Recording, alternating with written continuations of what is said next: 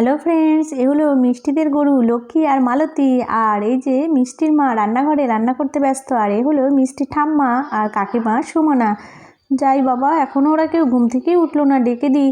এদিকে পড়াতে তো পড়ার দিদি চলে আসবে। মা মা মা দেখো মিষ্টি দিদির কি হয়েছে, দেখো মা, মিষ্টি দিদি কোনো সাড়া দিচ্ছে না। শিগগিরই দেখো, এই সর্বনাশ, মিষ্টির কি হয়েছে আর কোথার থেকেই বা হলো? তোরা সব কোথায় গেছিলি? ও কাকিমা, দেখো না মিষ্টির কি হয়েছে। এই তাই তো, গা হাত পা তো পুরো ঠান্ডা। এ সর্বনাশ, ছোট বৌমা দেখো, পা দিয়ে রক্ত বেরোচ্ছে, তো মনে হচ্ছে বিষাক্ত সাপে কেটেছে। হে ভগবান, এখন কি করব আমি? হ্যাঁ, মাথাও ঠান্ডা হয়ে গেছে, চোখ মুখ পুরো বন্ধ, কি হবে এবার? হ্যাঁ কাকিমণি, ওকে না সাপে কামড়েছে, একটা বড় সাপ। ওই জঙ্গলে আমরা ফুল তুলতে গেছিলাম, সেখান থেকে কামড়েছে। হে ভগবান, এই মেয়েদের নিয়ে আমি কি করি এখন? তো ওই পাশের গ্রাম থেকে ওঝা ডাকতে হবে সাপের বিষ তোলার জন্য, তা না হলে তাকে বাঁচানোই মুশকিল হবে। ঠিকই তো বলেছেন মা, তো আর দেরি না করে ওঝাকে ডেকে নিয়ে আসো, তাড়াতাড়ি যাই। যাই যাই, দেখি আমি দিদিকে খবর দিই। হ্যাঁ, এই তো দড়ি দিয়ে পাটা ভালো করে বেঁধে দিই। হ্যাঁ হ্যাঁ, যাই, আমি পাতা বাটা নিয়ে আসি, নিয়ে এসে লাগিয়ে দিই, আর ততক্ষণে ওঝা চলে আসবে। হ্যাঁ, কি হয়েছে কই দেখি? ওরে বাবা, এ তো খুব বিষধর সাপে কামড়েছে। কোন জঙ্গলে গেছিল? ভাগ্যিস আপনারা বাঁধনটা দিয়েছেন, তা না হলে তো একে বাঁচানোই মুশকিল হয়ে যেত। তবে যে বিষধর সাপই হোক না কেন, আমি এর শেষ দেখে ছাড়বো।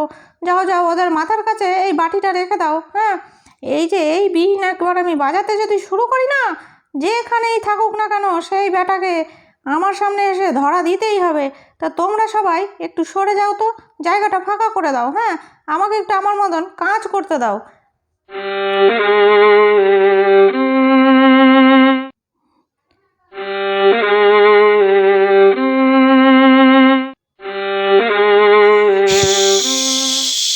এই তো, এই তো এসেছে। ওরে সর্বনাশ, এই সাপে কেটেছে।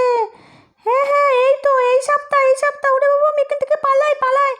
সবাই চুপ করো, চুপ করে থাকো, কোনো ভয় নেই, আমি আছি। ওরে বাবা, পুবলু দেখেছিস তো, চলে এসেছে সাপটা। ওরে বাপরে বাপ, এই মিষ্টির দিকে আগাচ্ছে, আবার কামড়াবে মনে হচ্ছে।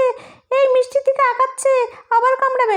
সবাই চুপ করো, সবাইকে চুপ থাকতে বলেছি না? কারোর মুখ দিয়ে কোনো আওয়াজ বেরোবে না। আমার এই বিনের কাছে যে সাপই হোক না কেন, আসতেই হবে।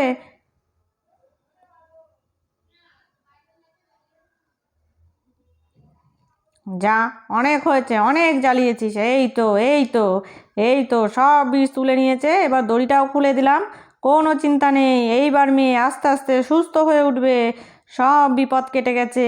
ও মিষ্টি দিদি, তুই ভালো হয়ে গেছিস? আমরা তো খুব কান্না করছিলাম তোর জন্য। তোকে ওই সাপটা কামড়ানোর পরে তুই তো আর কথাই বলতে পারছিলি না। এই দাদুটা তোকে